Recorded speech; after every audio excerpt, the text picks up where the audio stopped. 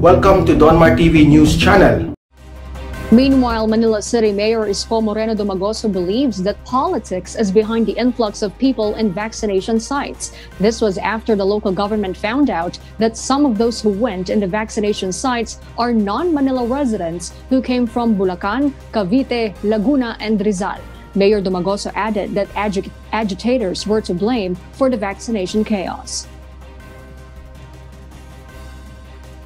Hindi ko na ikukwento sa inyo, kung ano yung mga masamang balak ng iba. Nandyan na yan.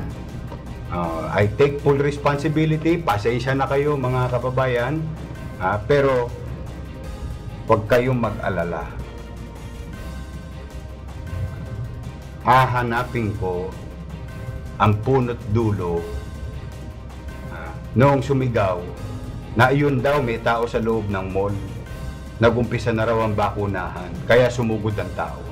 Di pa man nagsisimula ang nakatakdang COVID-19 mass vaccination, alas 6 ng umaga, maaga nang nag-cut-off ang lungsod ng Maynila sa 4 nitong mall sites. Abiso ng Manila Public Information Office, tumigil sa pagtanggap ng magpapabakuna ang Lucky Chinatown Mall, Robinson's Place Manila, SM Manila at SM San Lazaro dakong alas 3:38 pa lang ng madaling araw. Ito'y matapos agad na umabot sa 2,500 ang bilang na mga dumating sa mga naturang lokasyon. Ang abiso ng Manila PIO kagabi, tig 2,500 pesos doses lang o tig 2,500 doses lang ang nakalaan na bakuna para sa first dose of vaccination sa bawat mall site ngayong araw. Pakinggan po natin ang sentimiento ng dumagsang vaccinees sa Maynila na naabutan ng cut-off. Pero kalaunan tuluyan na rin kinansila ng Manila LGU ang vaccination sa SM Lazaro dahil sa request ng pamunuan ng mall. Hindi pa malinaw kung anong gagawin ng LGU sa nakalaang COVID vaccine sa nasabing site ngayong araw.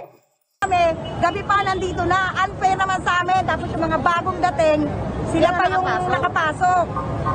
Ay, mga bagong dating. Opo, kami, kagabi pa kami doon sa may, papunta Quiapo sa tulay. Wala kami natulog, lahat-lahat.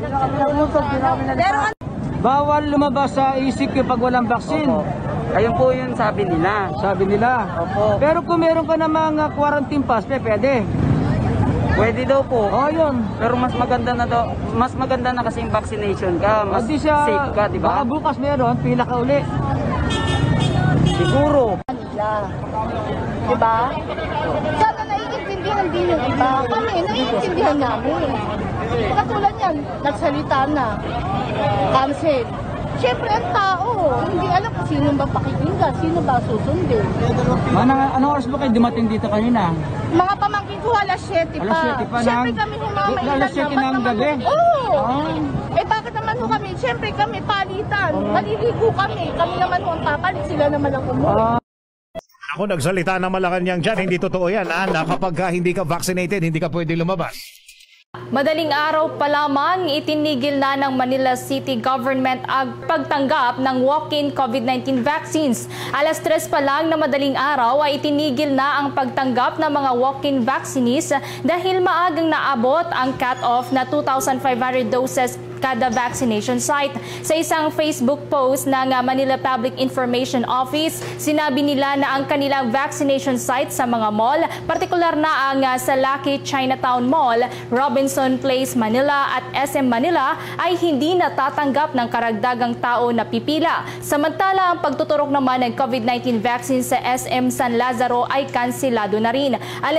Alinsunod na rin ito sa request ng management ng mall para matiyak ang kaligtasan ng publiko dahil sa mahabang pila na naitala kaninang madaling araw pa lamang. Noong Martes lang, hinimok ni Health Undersecretary Myrna Cabotaje ang publiko na iwasan muna ang walk-in vaccination para maiwasan ang mass gathering at super spreader events. Inalaan ni MMDA Chairman Ben-Hur Abalos ang mga nagpapakalat sa social media na hindi makakatanggap ng ayuda ang mga hindi pa nababakunahan kontra COVID-19. Ayon kay Abalos, iniimbestiga na ng National Bureau of Investigation o NBI. Ang mga aniyay ng gugulo lang sa harap ng pagsisikap ng pamahalaan na makatulong sa mga residenteng apektado ng COVID-19 pandemic. Ang mga hindi makabuluhan at walang katuturan na fake news na ito ang siyang dahilan kung bakit aniya nagkakagulo ang mga tao para makahabol sa pagpapabakuna kontra COVID-19. Kaugnay niyan, pakinggan natin ang bahagi ng pahayag ni MMDA Chairman Benhur Abalos. Mga kasama, nananawagan ako, huwag kayong maniniwala sa fake news. Huwag kayong maniniwala sa fake news. Ito'y ginugulo ang programa natin. Ang sinabi ba naman na kung wala kang bakuna ay wala kang matatanggap ng ayuda. Nagpanik ang mga tao, nagpuntahan ng umaga sa mga vaccination center, nagkagulo. So I'm sure Secretary Anyo and the mayors will be on top of this. There will be policemen who will guard this. And please, nananawagan ako sa lahat, huwag tayong maniwala sa fake news. Wala hong katotohanan yun. Mababakunahan tayo, antayin nyo yung schedule nyo. Andiyan po ang mga alkalde, magiging maayos po ang lahat, maayos ang pila, and let's make sure wala makakahawa. Sa mga nanggugulo, ngayon pa lang iniimbestigahan na kayo ng NBI. At kung mahuli kayo, ipakukulong kayo. Please lang, wag nating guluhin. We are now at a phase na medyo critical ngayon. Importante magkatulungan ng lahat at hindi po kayo nakakatulong. Kaninang madaling araw ay nagdagsaan nga yung maraming residente ng lungsod ng Maynila sa iba't ibang vaccination sites ng lungsod para humabol pa sa pagpabakuna bago magsimula ang ECQ sa National Capital Region Agosto 6 hanggang sa ika-20 ng kasalukuyang buwan. Kaya naman alas 3 pa lamang ng umaga ay naabot na sa 2,500 cut-off sa mga vaccination sites na dinagsa ng maraming tao, dahilan para itigil na ang pagtanggap ng walk-in vaccinees. Sa pagtaya ng Manila Police, aabot ng hanggang 5,000 ang taong pinauwi kaninang madaling araw.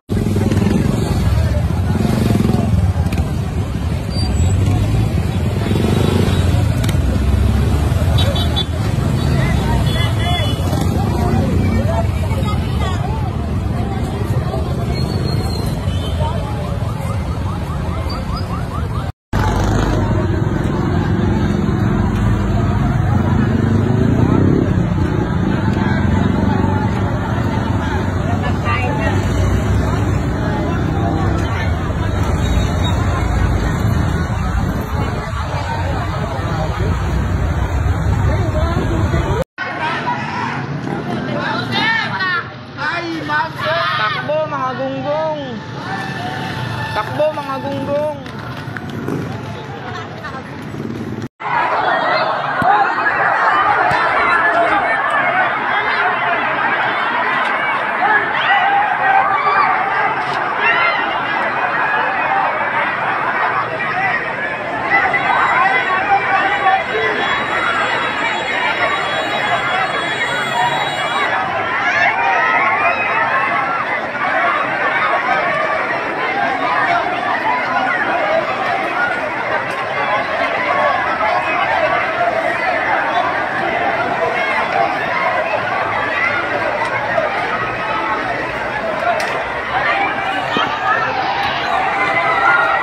Babaksin yan, ganyan kayo kadami.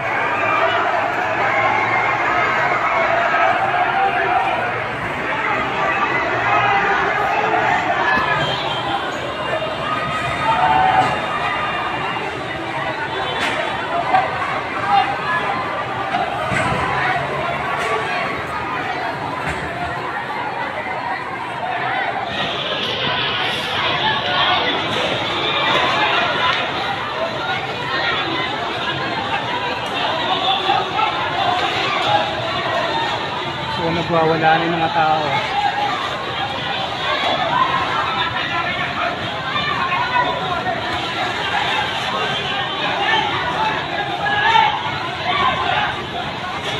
Nahampasan nila yung upuan eh.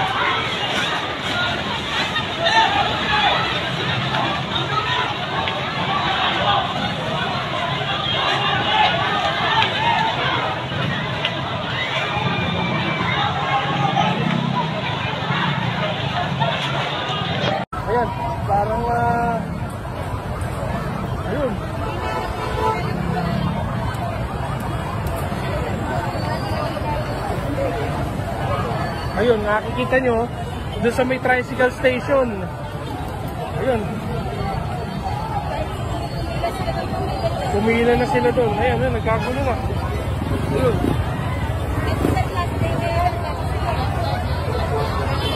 Meron pa. Hanggang araw-araw yan kahit ECQ. Kasi yung first dose lang. Ayun, nagkakagulo na po sila.